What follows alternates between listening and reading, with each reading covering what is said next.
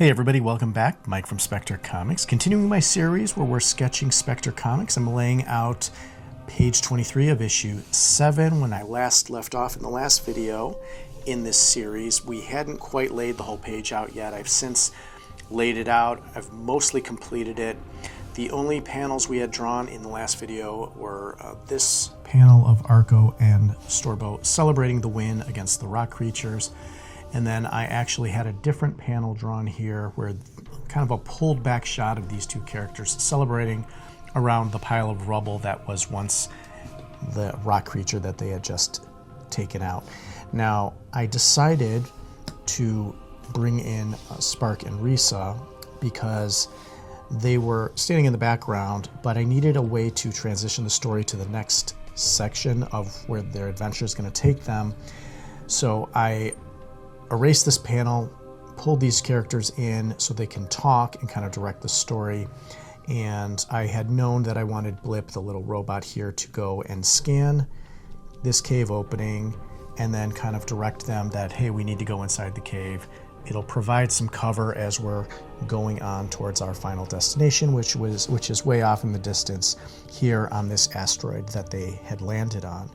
Now, I had completely deviated from my script because I did not write this sequence correctly, and kind of looking at it and what had happened in the prior pages, it didn't make any sense. So I kind of needed to kind of write it as I go. Now, the only thing I'm worried about is that the next section that we're going to see them in, and that's going to be after a break where we rejoin characters. After this page, we're going to rejoin some of the other characters we're following, see what's going on with them. We're going to rejoin these characters back inside the cave, and I'm just wondering if I rushed it to get in there because I'm hoping it flows, but once I get to that point, I'll kind of read it through and see if it needs any edits or changes. But I wanted to talk about in this video is designing worlds. I create all these different worlds and locations for my comics because it's set in outer space. They travel through space, they visit different planets, different locations, and because this is kind of a sci-fi adventure, I end up having to create almost everything that I'm drawing here. And I wanted to talk about how I create them and what my thought process is and where I take my inspiration from. I've created everything from bustling cities to harsh landscapes. Now, a lot of the design ends up being set pieces like buildings or rooms or various places, and we'll look at a couple of those in a minute as we're kind of going through some of my examples from some of my previous comics. When I draw some of these pieces, I'm kind of looking at, this is an alien world. We're looking at an asteroid here. Now, I took the inspiration from the video game Destiny. The location of the moon had a really cool design and aesthetic to it, and I kind of wanted to mimic some of that in the design of this asteroid. It's a cratered, pockmarked, harsh landscape that didn't look very forgiving, and when I drew this, I was kind of thinking of that in my head and taking some inspiration from it. Now, if I'm looking at some other examples, SPECTRE Comics issue 5 starts out looking at the homeworld of Zanzibar, which is the SPECTRE homeworld. This is the capital city of Cintiq West. And in this case, I designed this building. This is basically the Great Hall, which is the main government building in the capital city of Zanzibar. But I wanted to create this shot where you're looking at the Great Hall, but then seeing the bustling, futuristic city on Zanzibar behind it. And being an architect, which is my real profession, it's not too difficult to whip up a couple of different building types and take some designs or take some existing buildings that, are in existing cities and maybe add some modifications to them, make them look a little futuristic. I've got a building back here with a space landing pad on it, and kind of reminds me of the Space Needle, but different elements of the city just come together. Now, it's hard to design a city. If you want to have consistent views, you actually need to lay it out and kind of plan it like a city planner, and where things are, where parks are, and where the buildings are located, where the streets are, if there are streets. This is a futuristic city with a lot of flying vehicles, but there are land-based vehicles as well, mostly hovercraft that float along the ground. But you kind of have to think a little differently because this is a futuristic city on an alien world. That's one example of designing and creating and taking inspiration from other things you see. I also used the inspiration from, this is going to be an odd one.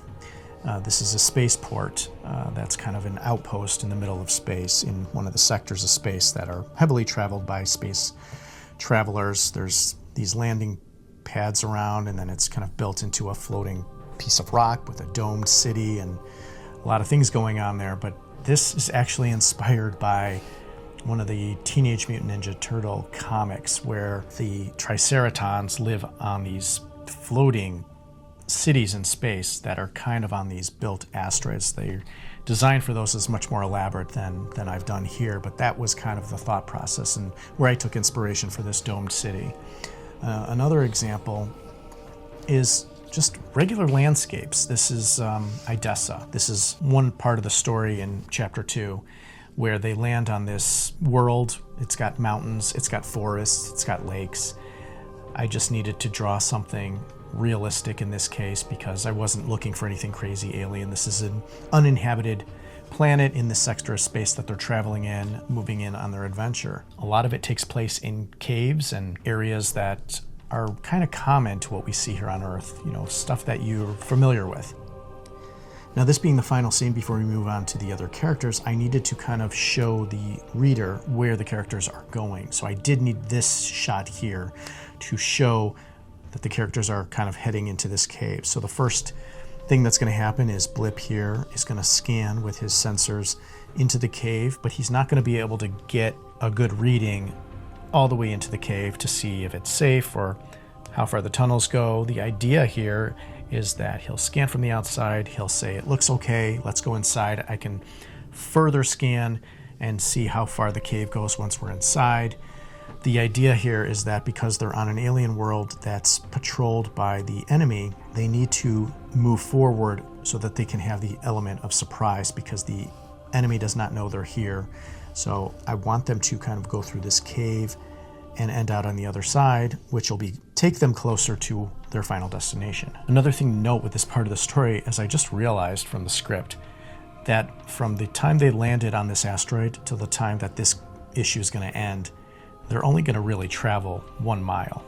It's going to be a mile, mile and a half before the issue ends and they move on to the next, which is okay because a lot has happened in this issue. But it's kind of funny to think that for this whole issue, they've only traveled 1 mile, whereas in some other issues where they're traveling through space, they've traveled many light years within the issue because they're traveling in outer space at light speed. So I find that kind of interesting, but that's what I wanted to talk about: designing worlds, getting inspiration for creating very unique things in a comic like this, where it's science fiction, adventure, where we're hopping from planet to planet, or space stations, or asteroids, or all of these crazy alien worlds and buildings, and everything in this comic is designed specifically for this universe that I've created. So it's kind of interesting to be able to do that because there's a lot of imagination. I don't have anything really in the real world that I can reference as something real. Now, again, I did mention that one landscape that was like a forest and mountains and stuff, you know, I can look at a picture of real mountains and a real forest and kind of take inspiration from that and draw that as a backdrop. But that is more rare in my comic than it is common. So creating futuristic alien worlds, how creative are you in your drawings? How creative are you in the worlds you're creating? Let me know in the comments below. Thank you for watching. We'll see you next time. Have a great day. Like the video, subscribe to my channel, and we'll see you next time. Thank you.